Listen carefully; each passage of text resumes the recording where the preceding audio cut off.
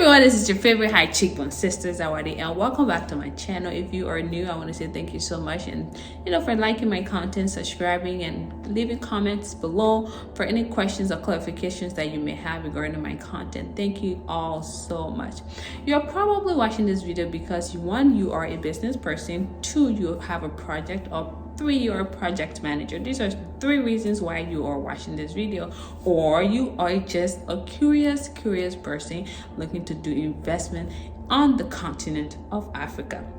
So oftentimes we want to hire somebody to do a job for us. If you live abroad and you don't have anyone else to work with you or to work for you, you wonder, like, how do I get the right staff in Africa? So these are the things that I encourage everyone on my channel and beyond to do in order to get the right staff. And I'm speaking from experience because, as many of you guys know, I have many businesses in Africa, successful ones too, and how I go about my staffing, I'm going to detail to you on this channel today.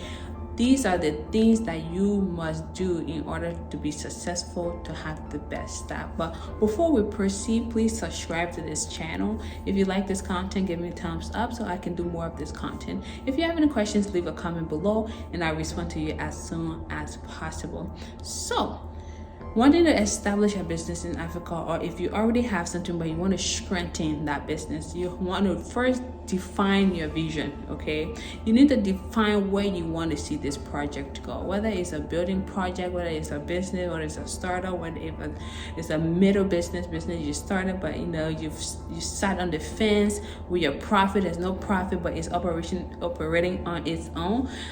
That's okay. You still got to define your vision. You got to know where you're headed. You have to know what it is that you want to earn within specific time frame. So that's very important. The next thing you have to do, you have to think about the future in mind. What do I mean by that?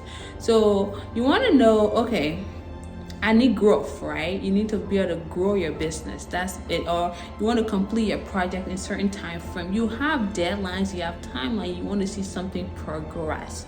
So you want to be able to define that to see, okay, in the future, this is what's going to happen. This is the growth I'm seeing. And in essence, you're going to hire somebody who matches with that growth mentality. So if you hire somebody who's going to be there with you long term, it's not somebody who's just going to say, you know what, I'm just looking for a little bit of change right now, and I'm just going and I'm going to go my merry way. Because when that happens, you have to rehire, you have to retrain, and all of that. So you have to see somebody who has that growth mentality.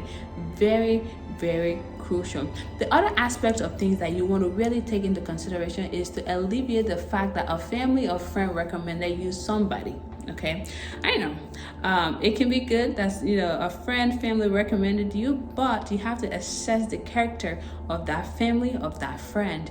If the person is a criminal and they're recommending you to somebody else, why would you want to hire somebody of that nature, right? Or perhaps you probably send money back to Africa and that family member misused it, but now they're telling you they have somebody to refer you to.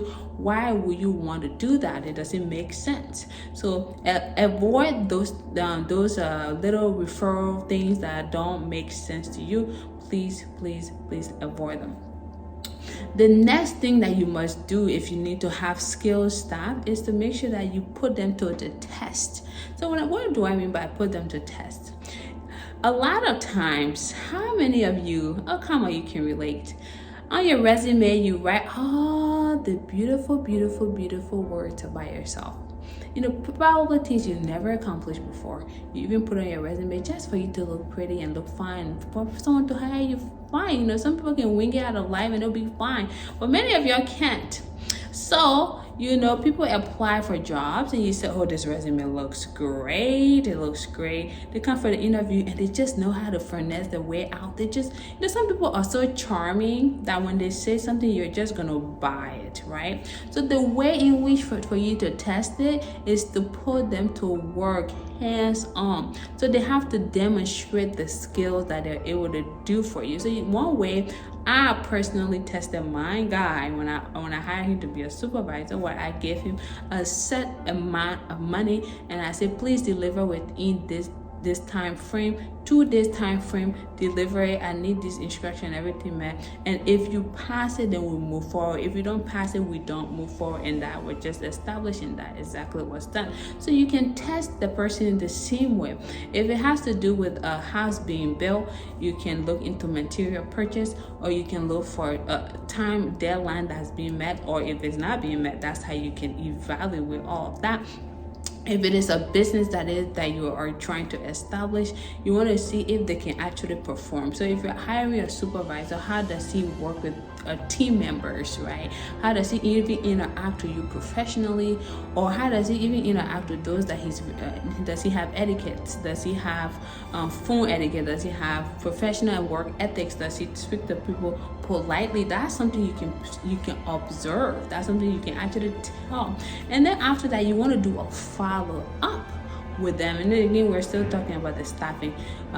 If you are testing the person, to follow up with those that you're having them test. So if you're having a supervised a team of 3 people, you want to follow up with them and say, how was this and how was that, to get the proper feedback. The other thing that is very important that you need to do is to highlight the description of your job. I can tell people how this step is very important. You don't want to hire somebody who don't know what it is that you need them to do.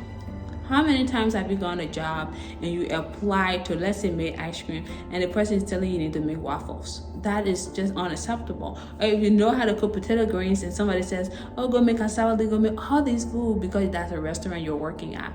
No, that was not the job description. So you need to describe, as a supervisor, I want you to supervise X, Y, and Z people. I need you to communicate with me and report to me X, Y, and Z time. I need us to get on a phone call at 3 o'clock in the morning. You need to outline what the duties are and what the requirements are in your description.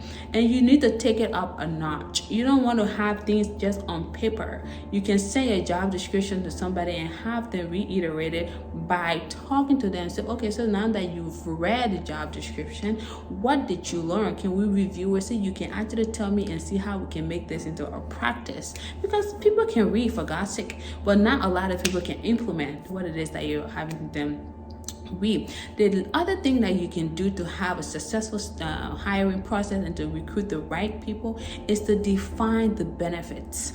Probably wondering, well, Emma, we're not really in the United States or abroad to have like health insurance, to have tuition reimbursement, to have medical leave, to have a family leave. All these things, yes, you might wonder, why will I do that when I am not based abroad? Well, the same is applicable.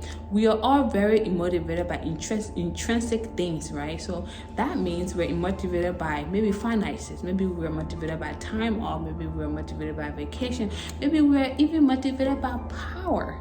So these are things that you have to search with the people that you're working with, and to see, okay, what are these people really motivated by based on the cultural environment you are. So let's say you're in Liberia, Ghana, Ivory Coast, Senegal, wherever the country may be that you're doing a business, you want to see the culture and see what people are motivated by.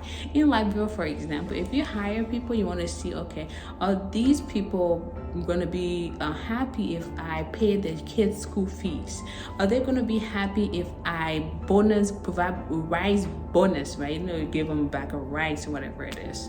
Or perhaps, are they going to be happy if I just give them 2 days off? Like, you have to see with each country what people are motivated by. In addition, you can have conversation with somebody. Say, I have 3 proposals to make, and this is my experience, and it has been successful.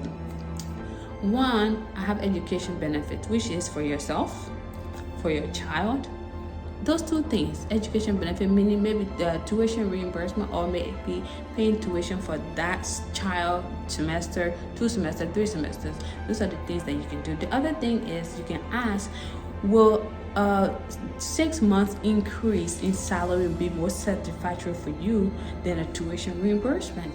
And that person could tell you, well, I would rather go to school, or I would rather my pay be increased.